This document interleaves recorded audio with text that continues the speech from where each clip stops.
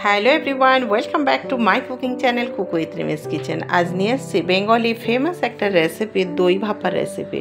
আমের যেহেতু সিজন চলছে সেহেতু এই রেসিপি বানানোর ভীষণ একটা আশা ছাড়তে পারলাম না, তো আজ বানিয়ে ফেলেছি পাকা আমের দই ভাপা রেসিপি।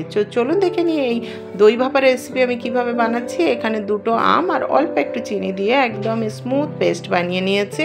চিনিটা এখানে কম দিয়েছি কারণ দই আর আমের মিষ্টি আর দইয়ের হালকা খাট্টাপানের একটা ব্যালেন্স করার জন্য চিনিটা আমি ভীষণই কম দিয়েছি। আপনারা চাইলে সেটা করতে পারেন, না হলে নর্মাল মিষ্টি একদম ভাপা দই বানিয়ে নিতে পারেন, কোনো ব্যাপার নেই। অন্যদিকে আমি অনেকক্ষণ আগে দইটাকে আমি জল ঝরানোর জন্য রেখে দিয়েছিলাম। এখানে জল ঝরানো দই আর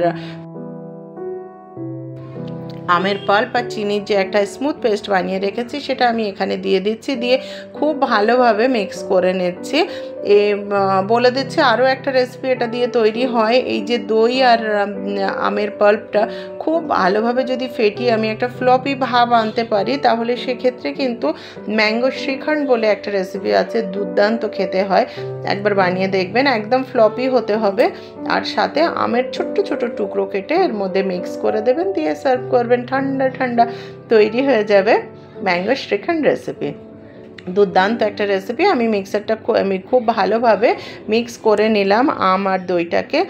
অন্যদিকে আমি একটা হাঁড়িতে জল বসিয়ে দিয়েছি, জলটা ফুটে গেলে আমি এটা ভাপে দিয়ে দেব। আর আমি এখানে একটা কেক মোল্ড নিয়ে নিয়েছি। আপনারা চাইলে যেভাবে ভাপা বানান সেইভাবেই বানানো যায় এটা, তার জন্য বিশেষ কিছু মোল্ডের প্রয়োজন হয় না। মিক্সারটা রেডি হয়ে গেছে। আমি এখানে যে কেক মোল্ড নিয়েছি সেটার মধ্যে আমি এটা দিয়ে দিচ্ছি, দিয়ে অন্যদিকে জলটা ফুটিয়ে নিয়েছি। জলের মধ্যে আমি একটা স্ট্যান্ড দিয়ে দিয়েছি যাতে বাটিটা ঠিকভাবে হোল্ড হয়ে থাকে। না হলে কি হয়, জলটা ফোটার সাথে সাথে ও কিন্তু ওই টকবক টকবক করে ফোটে, আর সাথে সাথে যে মোলটা আমরা রাখি সেটাও দুলতে থাকে, তার ফলে ভিতরে জল চলে যাওয়ার একটা সম্ভাবনা থাকে। তার জন্য আমি এখানে একটা স্ট্যান্ড নিয়ে নিয়েছি। আপনারা যদি স্ট্যান্ড না থাকে একটা বাটিকে উল্টো করে দিয়ে দেবেন, দিয়ে তার উপরে বসাবেন। দেখবেন বাটিটা একদম ঠিক থাকবে, কোনো রকমভাবে হেলদোল হবে না।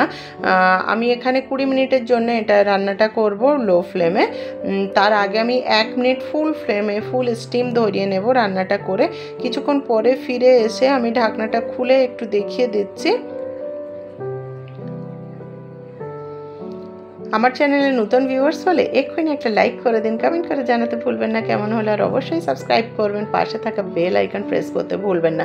কিছুক্ষণ বাদে আমি খুলে দেখাচ্ছি যে এখনও হয়নি, ভিতরটা একদম নরম বোঝা যাচ্ছে।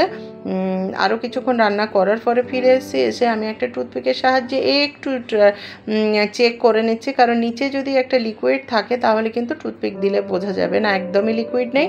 এইভাবে একটু চেক করে নেবেন। আমার একদম ভাপা দইটা রেডি হয়ে গেছে। আমি এটা 2-3 ঘন্টার জন্য ফ্রিজে রেখে দিচ্ছি, তারপরে ফিরে এসে দেখাচ্ছি আমার এই রেসিপিটি কেমন হলো। সেটা দেখাতে পারি, খাওয়াতে তো পারলাম না। অ্যামেজিং একটা রেসিপি, অবশ্যই ট্রাই করবেন। বিশেষ কিছু ইনগ্রেডিয়েন্টসের প্রয়োজন নেই, দুর্দান্ত একটা রেসিপি। সামনে জামাই ষষ্ঠী স্পেশাল পাকা আমের ভাপা দই রেসিপি বানিয়ে একবার জামাইকে পরিবেশন করে দেখুন, দারুণ নাম পাবেন। Thank you for watching. ভালো থাকবেন, সুস্থ থাকবেন।